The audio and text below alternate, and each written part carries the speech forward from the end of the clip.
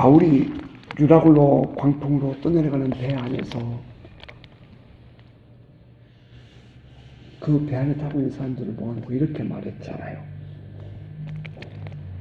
사도행전 27장 21절 이하에 보면, 여러분이 내 말을 듣고 그에 대해서 떠나지 아니하여 이 타격과 손상을 면하였더라면 좋을 뻔하였노라. 내가 너희를 고난하니 이제는 안심하라. 너희 중 아무도 생명에 아무런 손상이 없겠고 오직 배뿐이리라. 내가 속한 바 곧 내가 섬기는 하나님의 사자가 어젯밤에 내 곁에 서서 말하되, 바울아 두려워하지 말라. 내가 가이사 앞에 서야 하겠고 또 하나님께서 너와 함께 항해하는 자를 다 내게 주셨다 하였으니 그러므로 여러분이요 안심하라. 나는 내게 말씀하신 그대로 되리라고 하나님을 믿노라. 그런즉 우리가 반드시 한 섬에 걸리리라.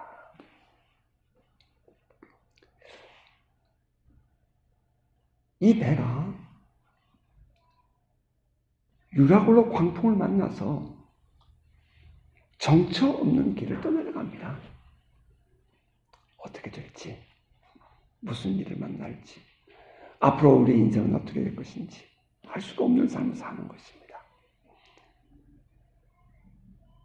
간신히 그나마도 미항까지 왔다가 남풍이 순하게 불고 결대섬이 우리를 보호해 줄 것으로 생각이 되어서 그들은 서쪽에 있는 베닉스 항구를 향해 갔지만 불과 몇 시간 이내에 그렇게 믿었던 그레데 섬으로부터 큰 북동풍이 불게 되니까 배가 더 섬으로부터 멀어지게 되고 이제는 저 멀리 지중해를 향해서 지금 떠내려다니는 모습을 우리가 보게 됩니다.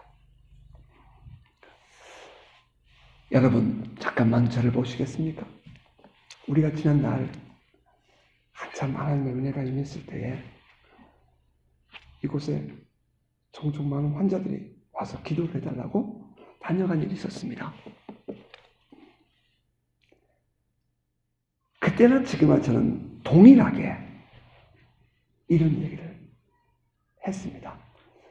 우리가 치유를 위해서 기도할 때 그 기도의 응답은 하나님이 하시는 겁니다. 치유는 하나님께 있어요. 생명은 하나님께 있어요. 따라서 이 가난한 환자가 고쳐지고 안 고쳐지고 하나님이 하실 일이에요. 다만 저는 여러분의 기도를 도와드리고 나도 함께 기도하며 주님께서 치료해 주기를 원하는 것일 뿐입니다. 인정하시나요? 그러면 모두가 다 예라고 얘기합니다. 다시 말하면 치유는 하나님께 있습니다 하는 말이에요. 그런데 막상 기도하고 아무런 변화가 일어나지 않으면 어떻게 하던가요? 마치 원수를 보는 것처럼 분노하고 흥분하고 거부감을 느끼는 모습들을 대부분의 보호자와 환자 속에서 경험했습니다.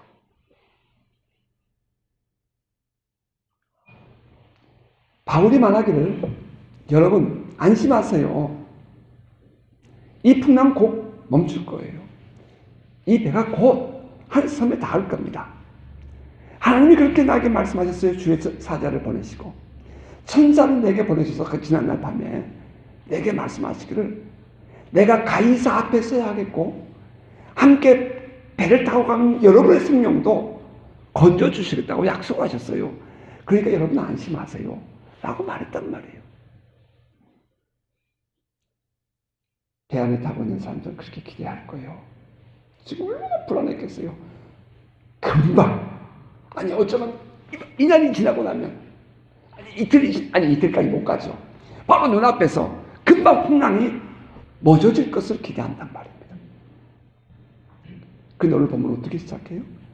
열나흘이 되는 날 밤 2주 동안 이 풍랑이 계속되고 있었다는 거예요.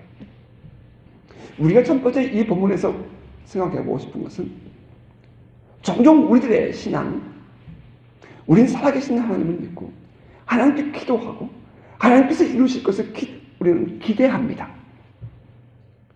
그런데 종종 우리는 우리 스스로도 하나님께서 내게 금방 응답하지 않으면 분노하고 흥분하고 좌절하는 경우가 얼마나 많았느냐 하는 것입니다. 하나님께서 내게 말씀하셨으면 그대로 돼야 할 것 아니냐. 하나님께서 우리에게 응답하셨으면 반드시 그렇게 이루어져야 할 거 아니냐. 그러나 그런 일들이 금방금방 일어나지 않을 때에 많은 신앙들이 포기하고 거부하고 심지어는 등을 보이고 떠나는 모습들을 보게 된다는 것입니다.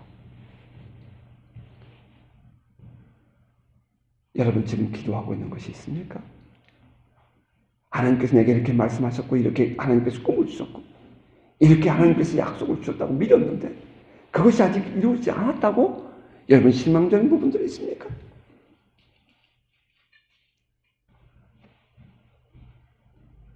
바울과 이 일행이 타고 가는 알렉산드리아 호는 14일 동안 그 풍랑 속에서 여전히 전혀 기미도 없이 흘러갑니다.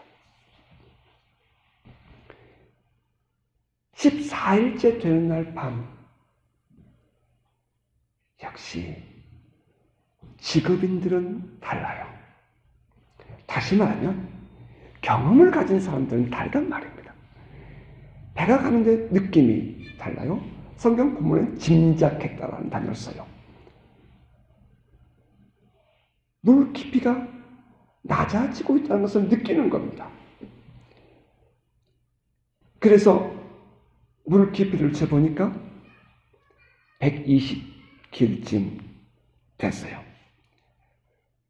어떻게 할 바를 모르고 있었던 그들이 물이 낮아졌네. 잠시 후 가다가 또다시 그들이 물 깊이를 재보니 90길쯤 됩니다. 미터로 환산해 볼까요? 약 27m의 물 깊이에서 이번에는 더 낮은 곳으로 물이 흘러가는 것입니다. 배가 이렇게 가고 있는 것입니다. 다시 말하면 물 깊이가 낮아졌다. 이제 전문인의 입장에서 바라볼 때에 물 깊이가 낮아졌다는 것은 육지가 가깝거나 아니면 바다에 암초가 있다 하는 것을 생각하게 되죠. 이 선장과 선원들은 겁이 났어요. 그러니까 배가 더 이상 흘러가지 않도록 배를 정박하기를 원합니다. 그래서 이 배의 뱃머리를 인물이라고 해요. 배 후미를 고물이라고 합니다. 이물, 고물 이렇게 우리가 잘 이해가 안 되는데 이 고물에서 닻을 4개를 앵커를 내립니다. 그리고 배가 움직이지 않도록 더 이상 앞으로 가지 못하도록 배를 고정시킵니다. 지난 14일 동안 아슬아슬하게 살아나갔습니다. 이 선장과 선원들이 미항에서 그레데섬의 미항에서 베닉스로 가고 싶어서 항해할 때에는 전혀 이러한 광풍을 생각을 못했습니다. 성경은 말하기를 남풍이 순하게 불어오라고 했어요. 다시 말하면 모든 환경들이 이 항해를 돕는다고 생각을 했어요. 더군다나 그레데섬이 그들을 보호해주고 있었기 때문에 그들은 풍랑을 만날 것은 조금 더 기대하지 않았습니다. 꿈에 부풀었어요. 베닉스 항에 가면 나름대로 큰 항구였고요. 이 선원들은 항구에서 즐거운 생각을 했습니다. 그런데 불과 몇 시간 안 되어서 큰 광풍이 불기 시작하니까 그들이 스스로 어찌할 바를 모르게 되고 이제는 그 지중해 변에 흘러가면서 배가 스르디스 바다 톱에 이 모래톱에 부딪히지 않게 하려고 배 안에 있는 연장도 버리고 짐들도 버리면서 배를 가볍게 하고 아주 아슬아슬하게 여기까지 온 것입니다. 성경은 뭐라고 말했냐면은 구원의 여망이 전혀 없어졌더라. 큰 풍랑이 계속되어지고 구원의 소망이 보이지 않더라. 이렇게 표현합니다. 선장과 선원의 입장에서 바라볼 때에는 배를 멈춰놓고 보니 이것은 분명히 육지가 가까워졌다고 생각하는 것입니다.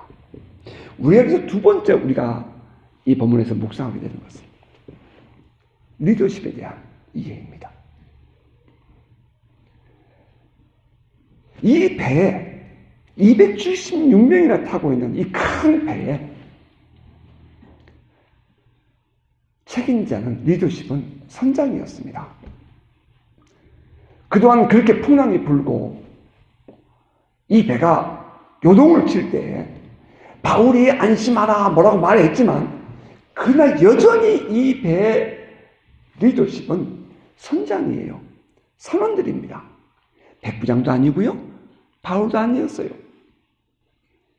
이 배에 전체를 이끌어가는 리더십은 선장인데 그 선장과 선원의 행동이 어떻습니까? 리더십이라는 것은 직분과 직위가 세워지는 것이 아니라 그의 능력과 그의 실력, 그의 책임감이 그를 리더십 되게 하는 것입니다. 배가 가까이 왔어요. 바다 육지에. 그 사실을 안 이 선장과 선원들은 배에서 도망칠 생각을 합니다. 4개의 앵커를 배 후미에서 깊이 내려서 이 바다에다가 묶어놓고는 뱃머리로 갑니다. 그 배 앞에 가서 앵커를 다시 내리는 척 하면서 구명보트, 거루라고 그랬어요. 구명보트를 바다에 띄우는 거예요. 그들이 도망가려고. 그것을 멀리 바라보고 있던 바울이 소리를 칩니다. 저 선원들과 선장이 이 배를 떠나게 되면 우리는 살아갈 길이 없습니다. 그랬더니 구인들이 와서 그 거루줄을, 구명보트의 줄을 잘라버립니다. 이제 이 배는 선장과 선원 모두가 다 한 공동체가 비로소 되었습니다. 어찌할 수 없는 공동체가 된 것입니다. 언제나 그렇듯 그 공동체 안에서의 리더십의 위치가 얼마나 중요한가 하는 것을 돌아보게 됩니다. 그 배가 그렇게 밤을 지냅니다. 밤이 새기를 기다렸습니다. 새벽에 동이 또 옵니다. 그러자 바울이 배 안에 있는 모든 승객들과 선원들을 다 모읍니다. 그리고는 이렇게 말해요. 여러분, 우리가 풍랑을 만나서 어려움을 겪은 것이 14일이 되었습니다. 여러분 아무것도 못 먹었지요? 많이 힘들지요? 여러분 이제는 음식을 드세요. 우리가 음식을 먹는 것이 앞으로 우리가 살아날 수 있는 길입니다. 라고 얘기를 해요. 그리고 나서 여러분 본문 35절, 36절, 37절을 같이 읽겠습니다. 떡을 가져다가 모든 사람 앞에서 하나님께 축사하고 떼어 먹기를 시작하며 그들도 다 안심하고 받아 먹으니 배에 있는 우리의 수는 전부 276명이더라. 종종 사람들은 사도 바울이 그 위기에서 성찬식을 했다 라고 억지 주장하는 모습을 봅니다. 저는 그렇게 이해할 수는 없습니다. 바울이 이 본문에서 우리에게 보여주고 있는 것은 이 모든 사람들 앞에서 하나님 앞에 축사하고 떡을 나눠 먹었다라고 말합니다. 이 모든 사람들이 누구죠? 바울이 또 다른 죄수와 함께 배를 탔다. 아드라무테노라는 배를 탔다라는 이야기를 우리는 이미 보았습니다.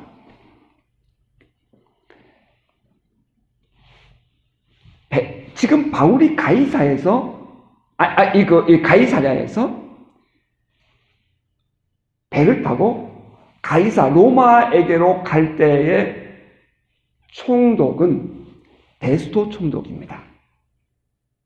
근데 이 베스토 총독 바로 앞에 총독이 누구냐면 벨릭스 총독입니다. 벨릭스 총독이 로마로 소환을 됩니다.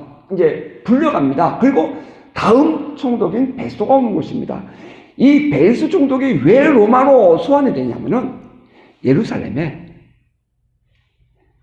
큰 소동이 있었기 때문입니다. 예루살렘에 큰 소요가 유대인들에게서 일어납니다. 로마를 항거하는. 그래서 그 문책으로 벨릭스가 로마로 컴백하는 것이거든요. 그러면 지금 가이사 앞에 끌려가는 바울과 함께하는 죄수들은 누구였을까요? 크게 깊이 생각하지 않아도 그 예루살렘에서 소요를 일으켰던 정치범들이라는 것을 우리는 알 수 있습니다. 이 예루살렘에서의 이 이스라엘의 독립을 주장하던 사람들은 누구예요? 유대인들, 열심당원들 아닙니까? 그렇다면 그들은 바로 바울을 거부하고 바울을 폭행했던 유대인들이라는 것을 우리는 충분히 생각해 볼 수 있습니다. 그러면 지금 이 배 안에 타고 있는 죄수들, 그들은 유대인들이에요. 바울이 믿는 그 예수가 그리스도라는 사실을 완강히 거부를 하고 바울에 대해서는 아주 이 고개를 흔들 정도로 반대하던 사람들입니다. 이 배가 어디서 출발했다고요? 알렉산드리아에서 출발했습니다. 그러면 이 북아프리카의 알렉산드리아 항구에서 이 배가 출발했다는 것입니다.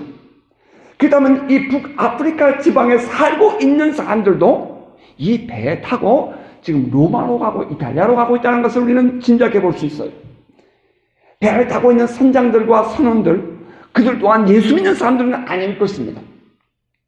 또한 이 배가 무라라는 곳에서 배를 갈아탔는데 소아시아 지방입니다. 이 소아시아 지방에서 이 또 다른 사람들이 함께 타고 갑니다. 이 배를 지금 그 죄수를 호송해 가는 사람들이 누구라고요? 백부장과 군인들입니다. 그들은 헬라인들입니다. 그렇다면 276명의 이 승객들과 선원들, 배 안에 타고 있는 사람들 가운데 바울과 신앙을 같이 해주는 사람은 바울과 누가, 아리스다고 세 사람밖에 없다는 것입니다. 그들은 모두가 다 바울을 거절하던 사람들이에요. 아주 엘러지 반응을 일으킬 정도로 돈 있으면 들어서 치고 싶은 그런 분노하는 사람들이 함께 그 배 안에 있었다 이 말입니다. 그런데 바울이 뭐라고 그랬다고요? 그들에게 내가 어젯밤에 만난 하나님의 사자가 우리의 생명을 보호해줄 것이라고 얘기했어. 나는 그 하나님을 믿어. 그렇게 말을 했어요. 그러니까 이들이 그 말을 듣고도 믿었는지 안 믿었는지 모르겠어요. 근데 그 배가 며칠을 더 갑니다. 그렇게 풍랑 속에. 그러니까 아마 그들은 어쩌면 그들 속에서는 좋든 싫든 조롱하고 있었을지도 몰라요. 지금 바울이 그들을 모아놓고 얘기를 하고 있지만 그곳에 모인 사람들은 예수 믿는 사람은 아니에요. 모두가 다 바울을 향해 조롱하고 비아냥거리고 폭행하던 그런 사람들이란 말입니다. 그런데 바울이 어떻게 했다고요? 그 사람들 앞에서 떡을 가져다가 사람들 앞에서 하나님을 향하여 축사하고 땡스기빙, 감사 기도하고 그가 먹으며 나머지 사람들에게 나눠줬다 이 말입니다. 여러분 생각해 보세요. 바울이 하나님께 기도했다? 이게 성찬식 아니라니까요. 지금 바울이 하나님께 감사 기도하고 바울이 먹고 그들에게 나눠줄 때에 전 같았으면 분노하고 집어 던져버렸어야 할 일입니다. 근데 그들이 안심하고 받아 먹었다라고 성경은 기록해요. 바울, 그가 어떤 사람이에요?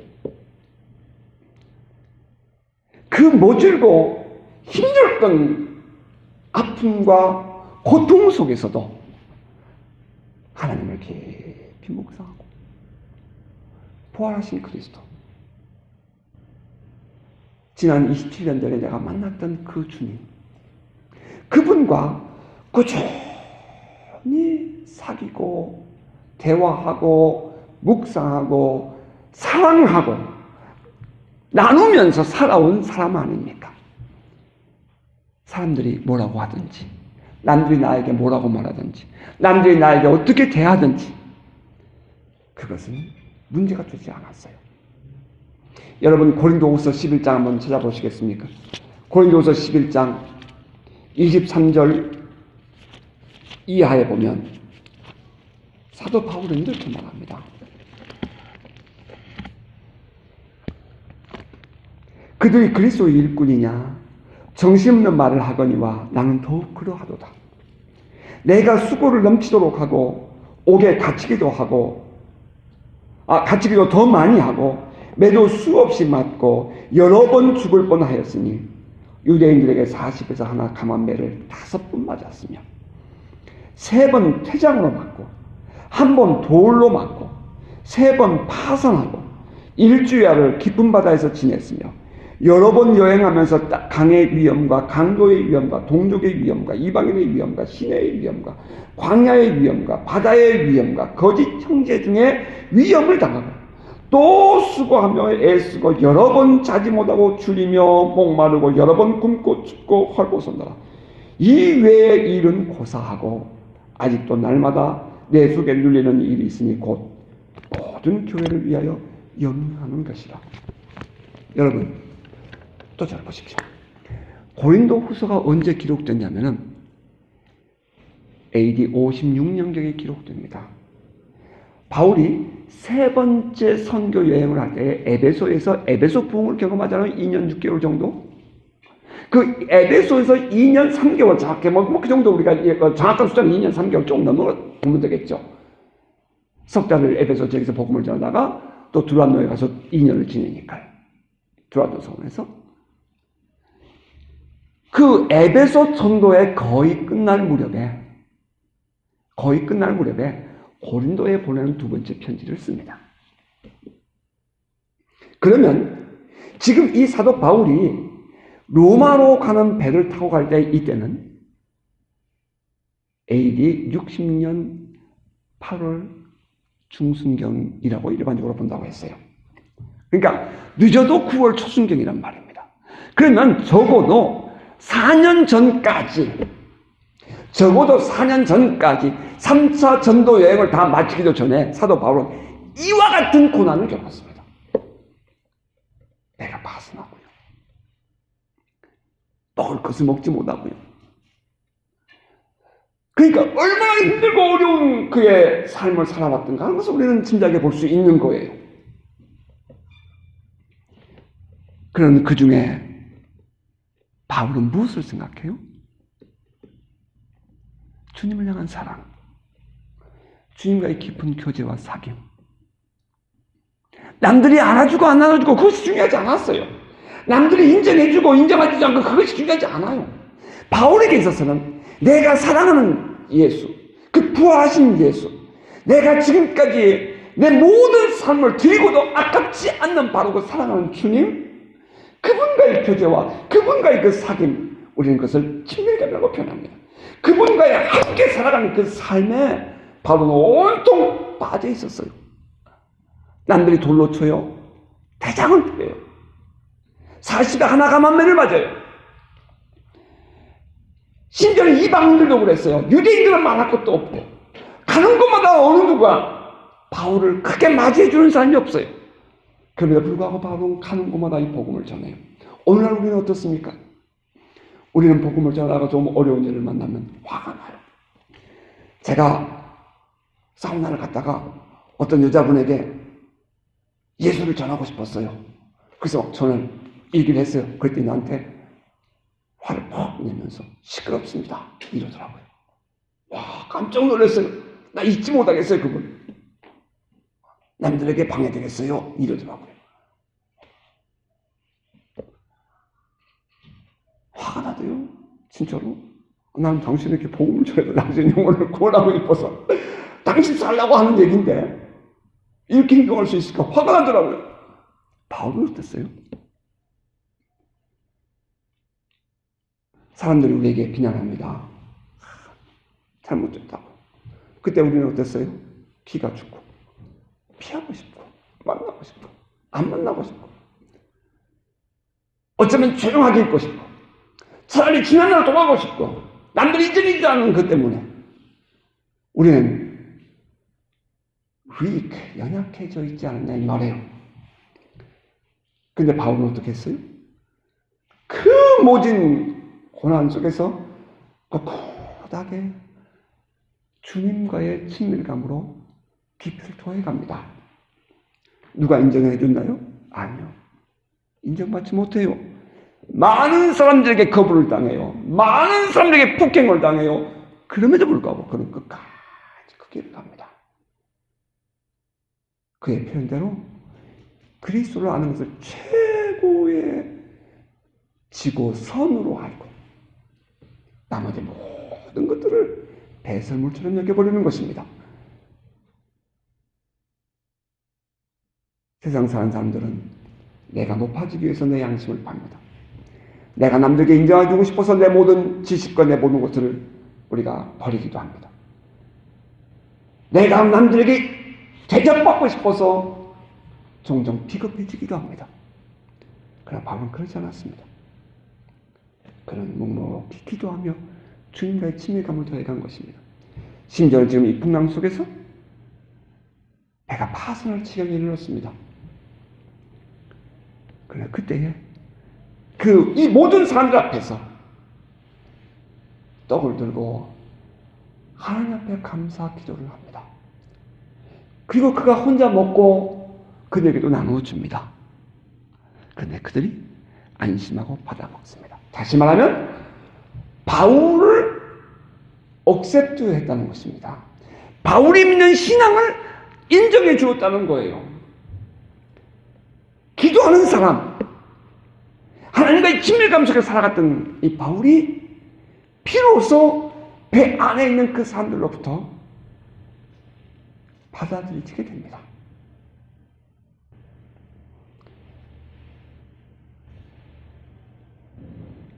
In front of them, 그들 앞에서, 모든 사람 앞에서 그 당당했던 바울의 모습이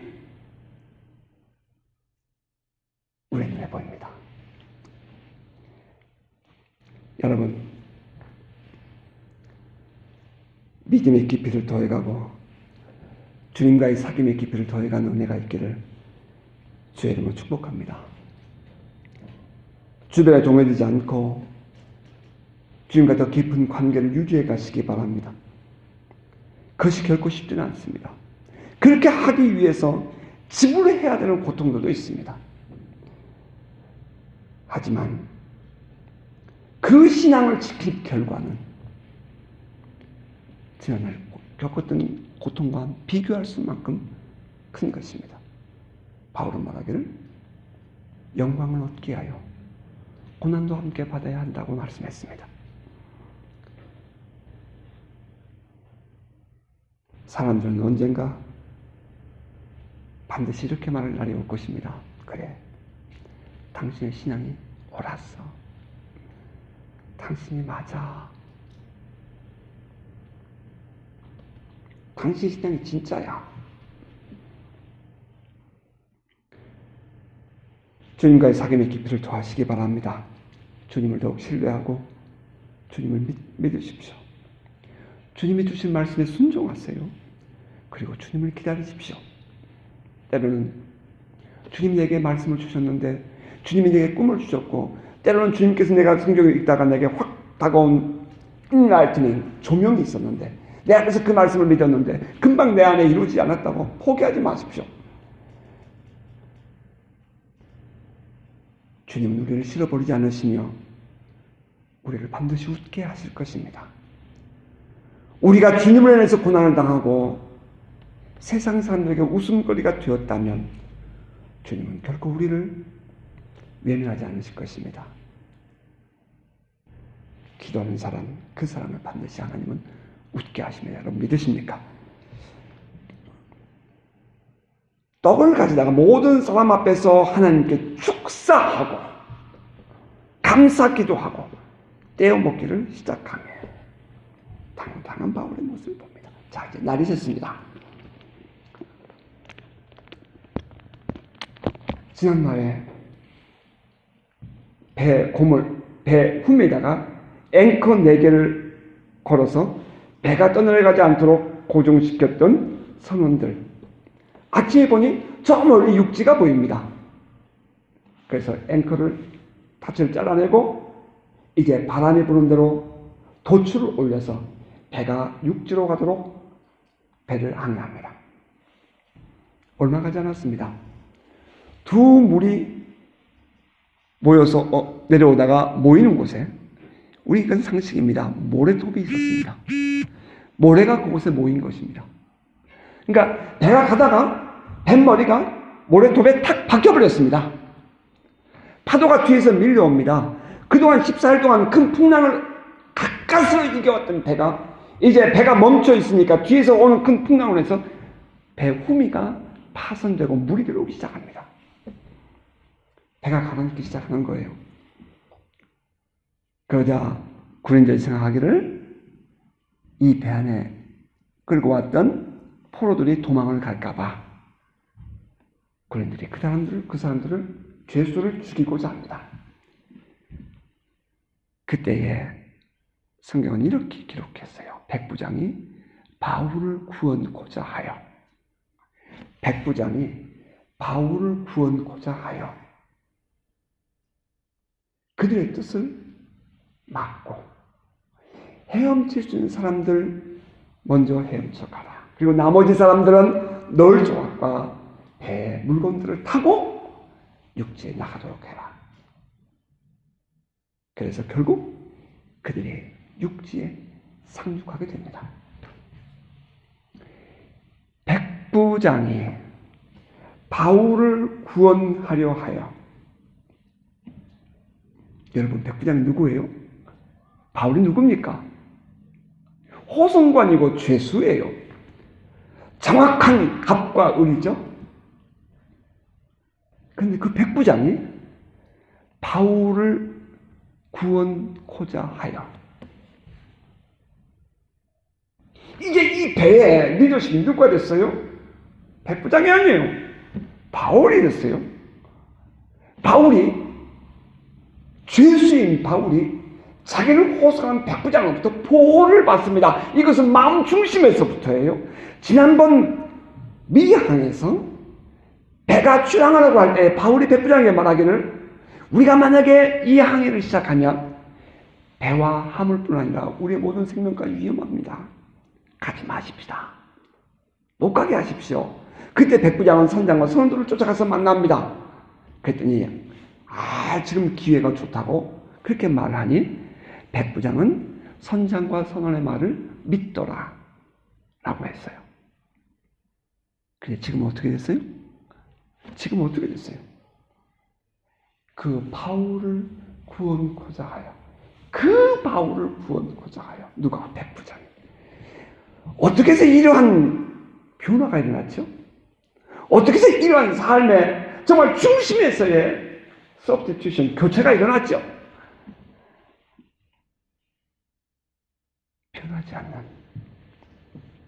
변하지 않는, 양보할 수 없는, 결코 타협할 수 없는 그 주님과의 사귐, 주님과의 친밀감, 주님을 묵상하고 주님의 음성을 듣고 하면서 주님을 사랑하는 그 마음이 바울을 사로잡고 있었기 때문입니다. 모세가 난지 3개월 만에 더 이상 그 부모가 어찌할 수 없게 되었을 때에 그를 갈대 상자에 태웁니다. 나일강에 떠내려 보내는 그 부모의 심정, 그 갈대 상자에 타고 가는 모세, 그가 장차 어떠한 삶을 살게 될지는 아무도 모르고 보내는 것입니다. 때로는 우리가 믿음 안에 살고, 때로는 우리가 말씀을 지키며 살고, 때로는 내가 주님과의 친밀감 속에 포로되어 살아갈 때에 우리에게 내일은 어떤 일이 있을지 모르는 것입니다. 하지만 주님은 그 사람의 인생을 책임져 주셨습니다. 여러분, 오늘 우리들의 신앙은 어디에 있습니까? 우리의 신앙의 현주소는 어디에 있죠? 지금 여러분, 지금 당신의 신앙은 어디에 있습니까?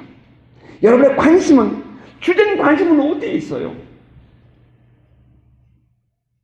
제 자신에게 물어봅니다. 이근택, 지금 너는 어디에 있느냐?